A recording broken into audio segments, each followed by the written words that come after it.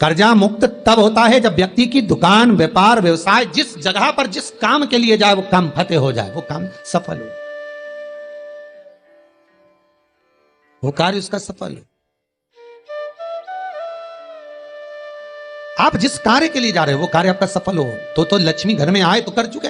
मालूम पड़े इससे लिया उसको दे दिया, उससे लिया उसको दे दिया, तो ये कर्जा चुकाना नहीं हुआ। कि आपके घर में यदि गोबर का कंडा जलाकर, गाय के गोबर को, सूखे हुए कंडे को जलाकर अगर आहुति छूट रही है, कंडा भी नहीं जलाया, गैस पर भी बनाए हुए भोजन की 5 सांकल्य छूट रही है, वो भी नहीं करा, भगवान के सामने कुछ धूप रखकर आप 5 साकल्य अन्न की छोड़ रहे हो, घर में जो भोजन बन रहा है, जो आप अग्नि में अगर दे रहे हो, तो उसका भाग ये रहता है कि उस घर में कभी हार्ट अटैक नहीं हो सकता। यजुर्वेद कहता है, हमारे शास्त्र कहते हैं, स्कंद पुराण, शिव महापुराण की कथा कहती है, अग्नि पुराण कहती है कि अग्नि की 7 जिह्वा में से एक जिह्वा ऐसी है जो रोग को हर लेती है, भारी जो बीमारी है वो उसका हरण कर ले। बस आज के समय में लोग ये कलर बेकार ना हो जाए, जो सीलिंग लगाई है वो बेकार ना हो जाए, इसका कलर खराब ना हो जाए, सोफे का कवर खराब ना हो जाए, कहीं ये धुआं ना लग जाए, कहीं इतनी आंखों में चुभेगा। अरे भाई, या तो उसे बचा लो या स्वयं को बचा लो, या तो स्वयं को बचाओ या फिर घर परिवार में जो रौनक है, डेंटिंग पेंटिंग है, उसको बचा लो। अग्नि देवता कहते हैं मेरी 7 जिह्वा है, पहले नंबर की है मेरी काली, जो भोजन को लेकर प्रेतों को देती है। हम जब आहुति छोड़ते हैं यज्ञ में, हमने जो आहुति प्रदान करी वो 7 भाग में बट गई, और उसका फल क्या क्या है ये अग्नि पुराण कर रही है, उसका फल क्या क्या है ये स्कंद पुराण कर रही है, उसका फल क्या क्या है ये शिव महापुराण कर रही है। हमने जब आहुति दी, बस हमने हाथ में लेकर स्वाहा बोला, और बोलते से उस आहुति के 7 भाग हो गए महाराज। भले हमने वो इंद्र को दियो, ओम इंद्राय स्वाहा, ओम प्रजापते स्वाहा, ओम अग्नि स्वाहा, भले हमने एक देवता का नाम लेकर दिया पर उसके 7 टुकड़े हो गए। पहला 7 जिह्वा अलग अलग भाग को अलग अलग जगह पहुंचा रही है। पहले नंबर पर अग्निदेव की जिह्वा का नाम है काली, वो काली जो भोजन देती है वो प्रेतों को देती है हमारा। दूसरे नंबर पर है कराली। कराली भोजन को लेकर जो कुंवारी अवस्था में मर जाते हैं, अधोगति में शांत हो जाते हैं, कराली अग्निदेव की दूसरी जिह्वा भाग उनको प्रदान करती है। तीसरे नंबर पर मनोजवा, भोजन लेकर पितरों को देती है, अग्निदेव की तीसरी जिह्वा मनोजवा, फिर भोजन का भाग लेकर पितरों को प्रदान कर रही है। चौथी सुलोहिता, ये भोजन लेकर वासुकों को दे रही है महाराज।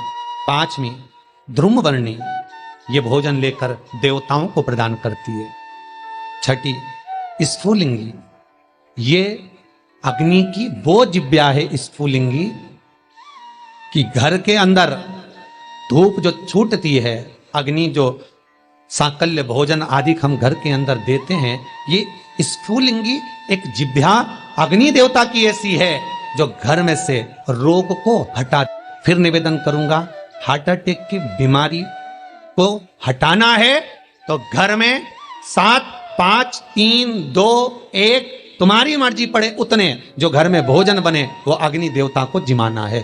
थोड़ा सा धुआं जरूर होगा, धूप लगेगी तो धुआं तो होगा, पर बड़ी बीमारी घर में प्रवेश नहीं करती। क्यों? अग्निदेव की 6ठी जिह्वा स्फुलिंगी रोग, बड़े से बड़े रोग को, यहां तक शास्त्र, आप पहले का इतिहास उठाकर देखिए, पहले के समय में अटैक की बीमारी नहीं होती थी, हार्ट अटैक नहीं होता था, शुगर नहीं होती थी, ये ब्लड प्रेशर नहीं होता था। आज के समय में सारी बीमारियां हो गई। क्यों? क्योंकि घर तो बड़ा बन गया, बंगला भी बड़ा बन गया, ऐश्वर्य राम की वस्तुएं भी बहुत हो गई, पर घर में जो प्रतिदिन 5 आहुतियां पूर्व के समय के लोग दिया करते थे, घर में 5 आहुतियां जो चूल्हे में छूटती थी वो आहुतियां बंद हो गई।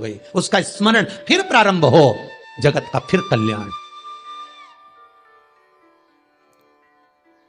हमारे धर्म, हमारे शास्त्र जो वर्णन करते आए हैं वो गलत नहीं है। पहले के समय में यज्ञ अनुष्ठान कितने होते थे, आज के जमाने में काम लोभ विषय आसक्तियां ज्यादा हो गए।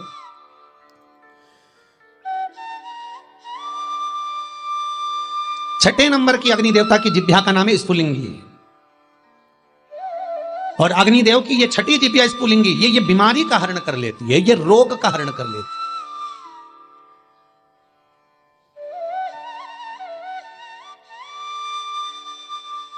क्यों भैया?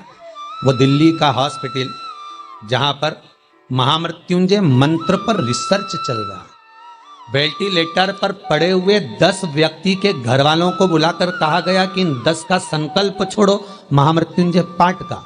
उसके पास में जो 10 वेंटिलेटर पर पड़े उनके लिए कोई महामृत्युंजय नहीं। देखा यह जा रहा है कि इन 10 पर महामृत्युंजय के अनुष्ठान का कितना फल मिल रहा है, और जो 10 वेंटिलेटर पर पड़े हैं उसका क्या फल है।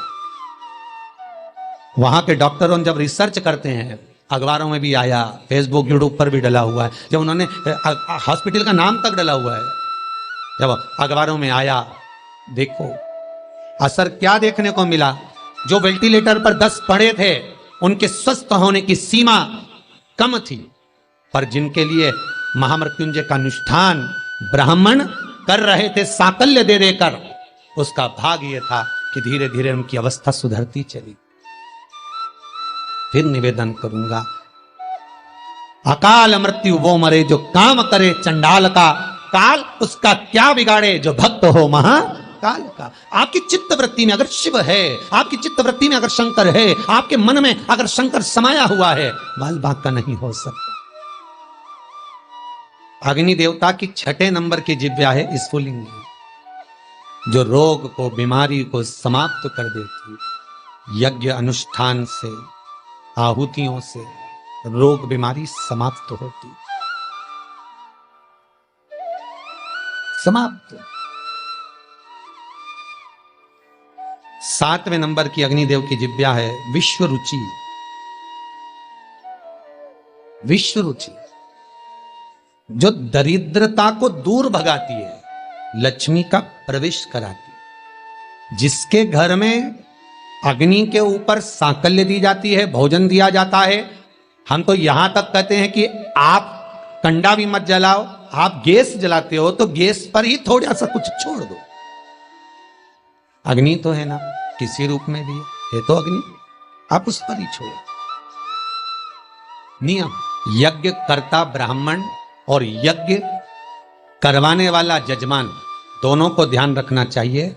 यजमान जब आहुतियां दे रहा हो, ब्राह्मण स्वाहा बोल रहे हैं, ओम इंद्राय स्वाहा, तो जो आहुतियां दे रहा है, अग्नि पुराण कहती है, स्कंद पुराण कहती है, जो आहुति दे रहा है उसके मुख से स्वाहा शब्द निकलना जरूरी होता है। ब्राह्मण बोले वो अपनी जगह पर है, ब्राह्मण संबोधन करे वो अपनी जगह पर है, पर जो आहुतियां डाल रहा है, जो सांकल्य प्रदान कर रहा है, उसके मुख से स्वाहा निकलना चाहिए। क्यों? क्योंकि ब्राह्मण का कर्म है देवताओं को बुलाना। उसने बोला ओम इंद्राय स्वाहा, इंद्राय सामने भाग लेने के लिए। अब यजमान का मन होना चाहिए खिलाने का, यजमान का मन होना चाहिए देने का। तो यजमान जब स्वाहा बोलेगा तब वो इंद्रदेव उस पदार्थ को ग्रहण करेगा। जिस आहुति में यजमान स्वाहा नहीं बोलता, वो आहुति देवता स्वीकार नहीं करता।